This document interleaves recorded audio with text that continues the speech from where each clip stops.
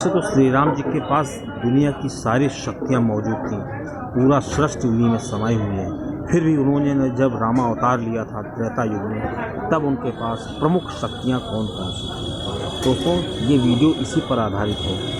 हम केवल उनकी शक्तियों का विवरण बता रहे हैं आपको जो उनके पास थी, और उनका उन्होंने उपयोग किया या नहीं किया वो अलग बात है। दोस्तों, मेजर टिप्स एकदम चैनल में आपका स्वागत है। आपको जानकारी अच्छी लगे तो चैनल सब्सक्राइब करिएगा। दोस्तों, वैसे तो ब्रह्मांड की सभी शक्तियाँ, सभी अस्त्र श्री राम जी के अधीन हैं। और दोस्तों, ऐसा भी कहा जाता है कि अगर श्री राम जी घास का एक तिनका भी उठा लेते हैं और उसका वार कर देते हैं तो वो किसी ब्रह्मास्त्र से कम नहीं होगा। लेकिन दोस्तों, फिर भी उनके पास जो प्रमुख अस्त्र थे उनमें सबसे प्रमुख थी कौमुदी गदा। दोस्तों, कहा जाता है कि ये विष्णु भगवान जी अपने बाएं हाथ में रखते हैं। और दोस्तों, इसी गदा की वजह से श्री विष्णु भगवान जी की जो शक्ति है वो दिव्य शक्तियाँ, मानसिक शक्तियाँ और शारीरिक शक्तियों का विकास होता है, या ये कह लीजिए उनकी इन सभी शक्तियों का स्रोत ही कौमुदी गदा है। दोस्तों, स्कंद पुराण, भागवत पुराण में इसका वर्णन किया गया है। दोस्तों, ये कहा जाता है कि जो सुदर्शन चक्र है उससे भी ज़्यादा इसमें गदा में जो है ताकत है। दूसरी जो उनके पास गदा है शिखर गदा। दोस्तों, कहा जाता है शिखर गदा श्री राम जी को विश्वामित्र के द्वारा प्राप्त हुई थी। दोस्तों, जो इनके पास कौमुदी गदा है वो भी विश्वामित्र जी ने उनको दी थी। दोस्तों, तीसरी जो इनके पास सबसे बड़ा अस्त्र है वो है वज्र। दोस्तों, कहा जाता है कि इस वज्र में इतनी शक्ति होती है कि ये लाखों प्राणियों का वध एक साथ कर सकता है। दोस्तों, ये इंद्र के पास रहती है। और दोस्तों, ऋग्वेद के हिसाब से माने तो वज्र का निर्माण दधीची जो मुनि थे उनकी अस्थियों से हुआ था, और इसकी जो अस्थियां बच गई थीं उन अस्थियों का निर्माण श्री शिव जी ने विश्वकर्मा जी से करा करके अपने पास सुरक्षित रख दिया था। उसके बाद इसको इंद्र को भेंट किया गया था। दोस्तों, इसी प्रकार श्री राम जी के पास जो अगला सबसे महत्वपूर्ण अस्त्र है वो है सारंग धनुष। दोस्तों, कहा जाता है इस सारंग धनुष का निर्माण श्री विश्वकर्मा जी ने किया था। और दोस्तों, विश्वकर्मा जी ने निर्माण करके इसको शिव जी को दे दिया था। उसके बाद ये श्री राम जी को कहाँ से प्राप्त हुआ, जो त्रेता युग में आए थे, तो दोस्तों श्री राम जी को ये सारंग धनुष परशुराम जी के द्वारा प्राप्त हुआ। दोस्तों, कहा जाता है ये जो धनुष है ये अविनाशी है और ये संहार कर देता है। किसी भी कोई भी वस्तु हो, कोई भी जीव हो, उसका संहार करने की क्षमता रखता है। दोस्तों, कहा जाता है श्री राम जी के पास जो अगला सबसे महत्वपूर्ण अस्त्र था वो रौद्रास्त्र था। दोस्तों, कहा जाता है इसी रौद्रास्त्र से श्री राम जी ने कुंभकर्ण का वध किया। दोस्तों, अगला जो श्री राम जी के पास प्रमुख अस्त्र है वो है वैष्णवास्त्र। वैष्णवास्त्र की खासियत है कि ये अपने लक्ष्य को प्राप्त करके ही लौटता है और इसके अंदर बहुत ताकत है। दोस्तों, जो श्री विष्णु जी हैं उनके पास ये एक बहुत ही कॉमन अस्त्र रहता है।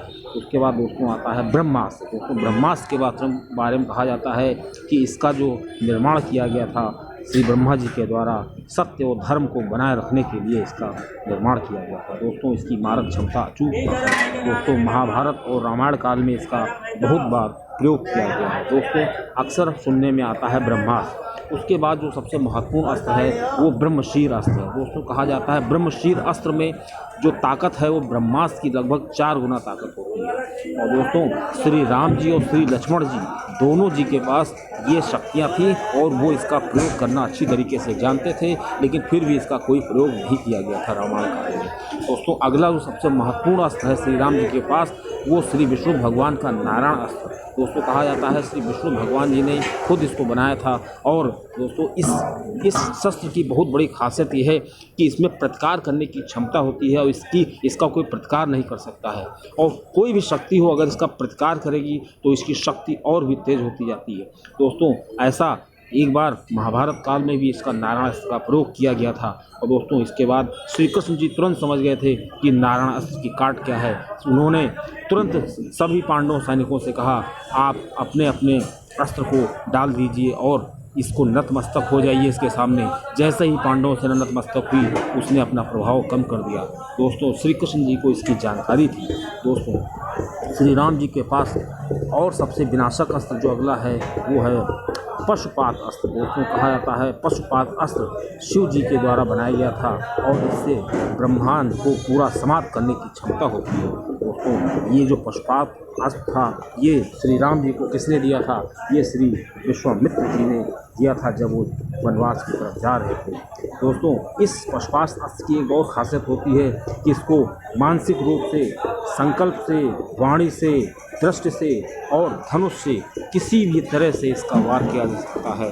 आप किसी भी तरह से इसका वार अगर कोई करेगा तो उसका वही फल मिलेगा जो एक सामान्य रूप से मिलता है। दोस्तों अगला जो प्रमुख अस्त्र है श्री राम जी के पास जो था वो त्रिशूल था। दोस्तों कहा जाता है त्रिशूल जो शिव जी का होता है और उसमें सत्तम और रज के गुण समाये होते हैं और दोस्तों इसमें इतनी क्षमता होती है कि पूरे सृष्टि का ये विनाश करने की क्षमता रखता है। दोस्तों अब अगला जो अस्त्र श्री राम जी के पास था वो विजय अस्त्र था। दोस्तों कहा जाता है श्री विश्वामित्र जी ने ये विजय धनुष श्री राम जी को दिया था। उसके बाद दोस्तों अगला जो अस्त्र है वो विश्व चक्र है। दोस्तों कहा जाता है कि ये विष्णु चक्र जो होता है, इंद्र चक्र, दंड चक्र, काल चक्र और विष्णु चक्र, ये सभी चक्र श्री विश्वामित्र जी ने श्री राम जी को भेंट दिए थे जब वो वनवास की तरफ जा रहे थे। दोस्तों रामायण में कहीं भी दोस्तों सुदर्शन चक्र का प्रयोग श्री राम जी ने नहीं किया था और श्री राम जी कह लीजिए श्री विष्णु जी का जो प्रमुख अस्त्र है वो सुदर्शन चक्र है। अब दोस्तों सोचने वाली बात है कि रामायण में सुदर्शन चक्र का प्रयोग क्यों नहीं हुआ था। दोस्तों उसका यही कारण था, पद्म पुराण के अनुसार अगर माने तो भरत और शत्रुघ्न जी जो थे वो दोनों श्री राम जी के भाई थे और भरत जी सुदर्शन चक्र का अवतार थे और शत्रुघ्न जी शंख का अवतार थे। दोस्तों इस प्रकार जब सुदर्शन चक्र ने भरत जी का अवतार ले लिया तो कहीं भी श्री राम जी को सुदर्शन चक्र चलाने की जरूरत भी नहीं पड़ी और दोस्तों इस प्रकार श्री रामायण में, पूरे रामायण में श्री राम जी ने कहीं भी चक्र का प्रयोग नहीं किया सुदर्शन चक्र का। वैसे सुदर्शन चक्र एक प्रमुख अस्त्र है श्री राम जी का। दोस्तों वाल्मीकि रामायण के हिसाब से माने तो विश्वामित्र जी ने इसको श्री राम जी को दिया था और उनको ये विष्णु चक्र भी उनसे प्राप्त हुआ था। दोस्तों इसके अलावा श्री राम जी के पास मायावी अस्त्र भी थे, जैसे जो राक्षस लोग प्रयोग करते हैं, जैसे कंकाल, मूसल, कीकड़, मानवास्त्र, पश्चास्त्र, पिशाचों का जो अस्त्र होता है वो। और दोस्तों श्री राम जी के पास गंधर्वास्त्र भी था और इसके अलावा श्री राम जी के पास तामस, सोमास और मौलास्त्र दोस्तों था। दोस्तों श्री सूर्य जी का जो प्रमुख अस्त्र है वो प्रभास्त्र, ये भी श्री राम जी के पास था क्योंकि सूर्य जी का जो ये अस्त्र है इसकी कोई काट नहीं है, इसको प्रभास्त्र के नाम से जानते हैं। दोस्तों ये भी श्री राम जी के पास था। वैसे दोस्तों श्री राम जी के ये अस्त्र का वर्णन आपको कैसा लगा?